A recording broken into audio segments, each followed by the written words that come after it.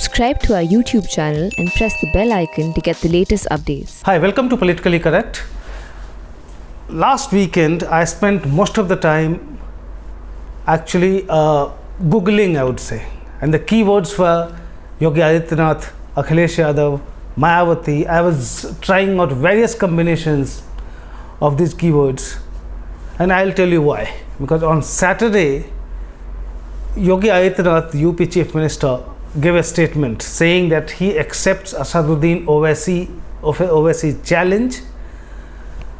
Owaisi had said the day before that the BJP will not be allowed to come back to power in 2022 in UP. Basically, Yogi Adityanath won't be the CM after the 2022 polls.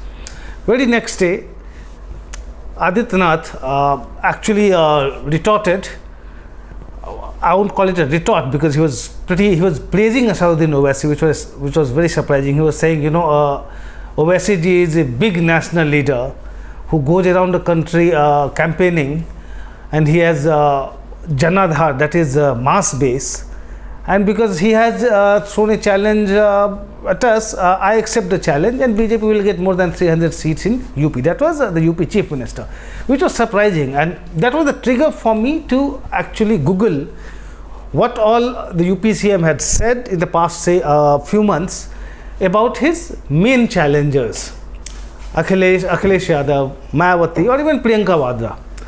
To my surprise, in fact, that was something I was always expecting because I did not recall any direct statement from the CM attacking these leaders. So I decided to Google. I did not find much. So one thing I found was probably sometime in February or March when he had not named Akhilesh even then, but then he had spoken about Bahurupiya brand of socialists or dynasty socialists. So that was an indirect jibe, but that was about it. He never named these leaders. So you may have Mayawati or Akhilesh kind of projecting themselves as the next chief minister, but in Yogi Adityanath's scheme of things, he wouldn't really project them as his main challenger. He would pick up on Owaisi. It was a bit strange because in the last election in 2017, Owaisi's party, All India Majlis-e-Ittehadul Muslimin, AIMIM, got just 2.46% of votes on the seats the party contested. I'm not talking about statewide average. It's not about total votes polled. AIM contested 38 seats and lost deposits on 37.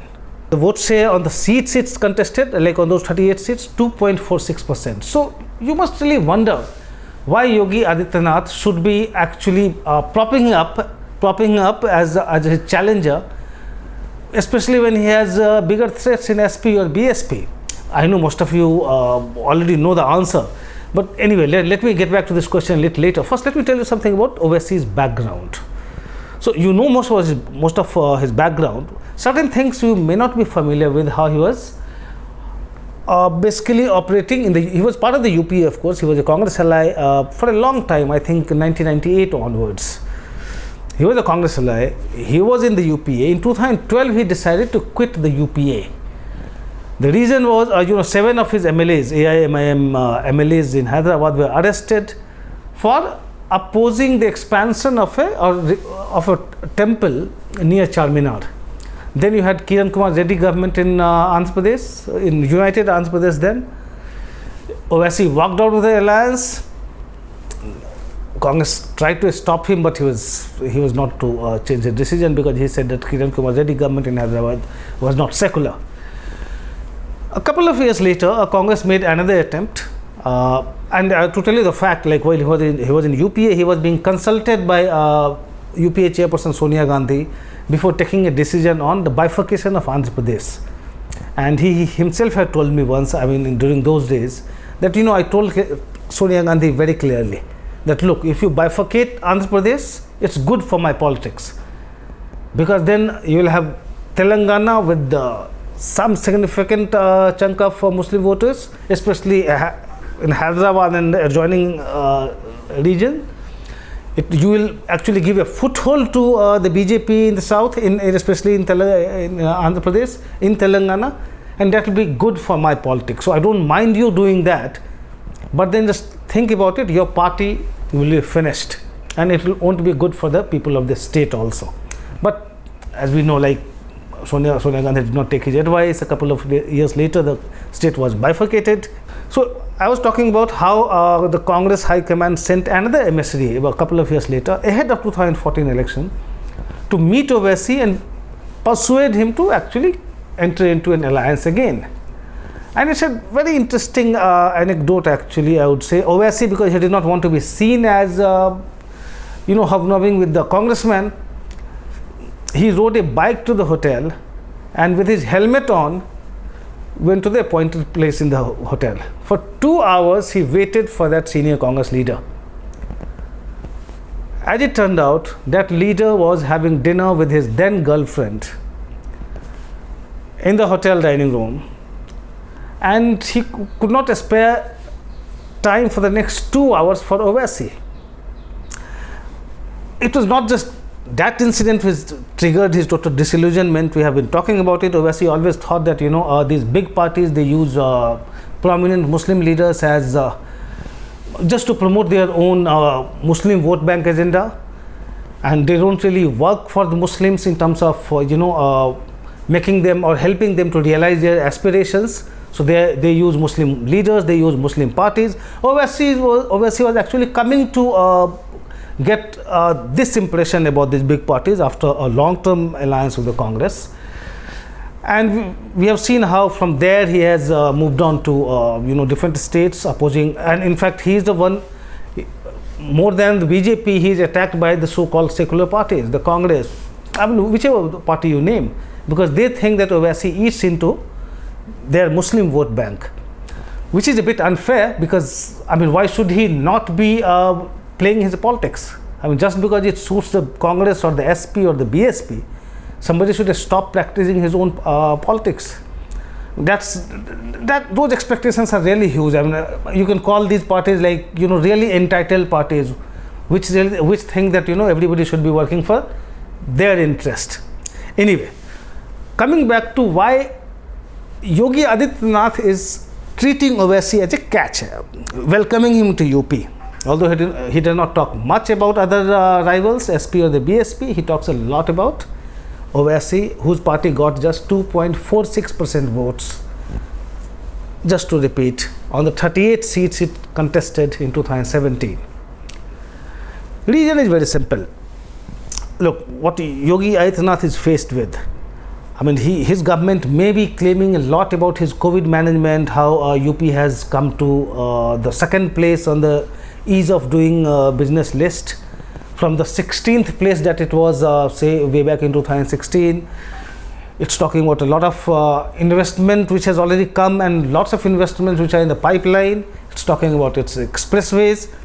It's talking about its development agenda, and also about the low infection figures, low fatality rate in UP during the second wave of COVID too.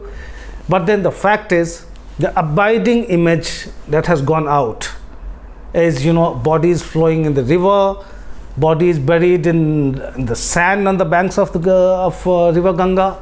These have become the abiding images, and in the villages also, as many of my colleagues were traveling in UP, and they have been telling me that this narrative of development is not really working now because of the absence of proper healthcare in villages, in rural areas. And it was the COVID mismanagement and how the government's response, or the absence of health infrastructure, proper health infrastructure in far-flung areas, that has taken primacy. But last time also we spoke about it. It's still 8 months to go. But the fact is, if this COVID narrative, and mind it, everybody is expecting a third wave, if that happens, if that narrative builds up further, then the BJP may be in trouble. In fact, somebody was just pointing it out to me. Surkant Tripathi Nirala, he is a Hindi poet from Unnao, I think, in UP. He was. So he is talking about 1920s when he was traveling, and 1820 we are talking about, during the Spanish flu. So he has written somewhere like how he saw bodies, saw the river laden with swollen and abandoned bodies. So those things, those images are gaining contemporary relevance in UP today as people are talking about these things. And this is something the Yogi Adityanath government won't have. So how the Yogi government is looking at is now as, you focus on vaccination, COVID, talk about your COVID management, look at the official statistics, whether however much people may or may not believe those statistics, that's a different thing, but let's talk about them. This is how he is looking at it, and this is where Owaisi factor comes into play. Because from now on, what you will see, and Owaisi, let's talk about his ventures in other states. In West Bengal, for instance, Owaisi fought, I think, on 6 seats, lost deposits and all, got less than 1% votes on those 6 seats. It was a disaster, but that was more because, Mamata Banerjee had somehow been able to keep her Muslim vote bank intact, even though this Indian Secular Front, ISF of Abbas Siddiqui had joined hands with the left and the Congress. Muslims did not shift towards ISF, and what happened was because of the pressure from the left and the Congress, ISF's alliance partners, Abbas Siddiqui decided to keep the AIMIM out of that alliance. At the 11th hour, AIMIM had no option actually, and it contested, but without putting its heart or effort into this entire campaign, and that got reflected in the results. But then Akhilesh Yadav or Mayawati or Priyanka Gandhi, who really think, like each of them thinks that he or she has a total command over Muslim vote bank in UP. They actually look at Owaisi's entry as a threat, and they are actually pretty happy about the AIMIM's performance in West Bengal. But they may be mistaken, because West Bengal is not the yardstick, as I just said. Circumstances were different. Owaisi did not get the time to actually build build his party on the ground. They should rather be looking at the neighboring state of Bihar. What happened there? In last year's election, AIMIM contested 20 seats, won 5 of them, and its vote share on those seats was over 14%. Now that should be a big threat for the so-called secular party in UP. It's not just about the numbers. In UP, as things are, you have about Muslims constitute about 19% of the population in UP, and they have a considerable influence or sway in about 47-48 seats, where Muslims constitute are estimated to be more than 30% of the population. So they may play a decisive role on those seats. Otherwise, Muslims have have influence in over 130 seats in UP. But Yogi Adityanath is not looking at those numbers when he is trying to project Owaisi as a big national leader. What he is looking at is to change the narrative in the next election. The narrative doesn't have to be COVID management, however efficiently as the government claims it might have managed COVID. The narrative on the ground is not very encouraging, and we have seen how BJP MLAs and MPs spoke against their own government, basically criticizing it for mismanagement. Owaisi factor comes into play there. If he goes suddenly, and he's a powerful orator, he's a very eloquent orator, and unlike these so-called secular parties, which you saw Akhilesh Yadav organizing a cycle rally against Citizenship Amendment Act. You saw Priyanka Gandhi visiting the families of those who were kind of arrested or harassed or allegedly harassed by the police for their participation in anti-CA protests. We saw Priyanka Vadra there. But those things were just sporadic. We did not really see these parties being there consistently and supporting them. It was just a kind of what you would say a lip service, just going there, leaving. We are also there. In such circumstances, given this background, when Asaduddin Owaisi reaches UP and starts telling the same narrative as he had said in Bihar during the poll campaign, basically how these secular parties use you, where were they when you were being harassed for, or when CA was being drafted, where were these parties when you were being harassed for protesting against the law? There will be a similar thing in UP also.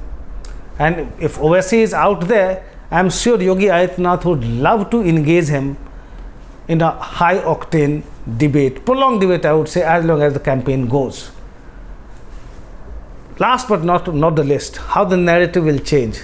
See, this Ayodhya temple, the foundation of the Ayodhya temple is likely to be completed by November, December, well in time for the BJP to actually try to showcase it as its achievement, big achievement. That okay, foundation is done, it's just the superstructure we are talking about, it will also be done, so Ayodhya temple is out there. It will give a big leg up to the BJP. And then don't forget, CAA rules have not been framed yet. Anytime in coming months, the center comes out with the anti-CAA rules, and suddenly this entire debate over CAA is back in play, and it will start dominating the electoral discourse again. And you can imagine how if OSC is there, OSC is planning to contest 100 seats in UP, he is going to be very much there, how there will be a direct, I would say the verbal duel between the BJP and Owaisi, or Adityanath and Owaisi, all through the poll campaign. So don't go by Owaisi's performance, electoral performance in the past, or the numbers where he can dent the so-called secular parties' votes. It's all about the narrative that the BJP wants to build, and that's why you see Yogi Adityanath welcoming Owaisi into UP by accepting his challenge. Thank you. That's all from me in this episode. Thank you very much.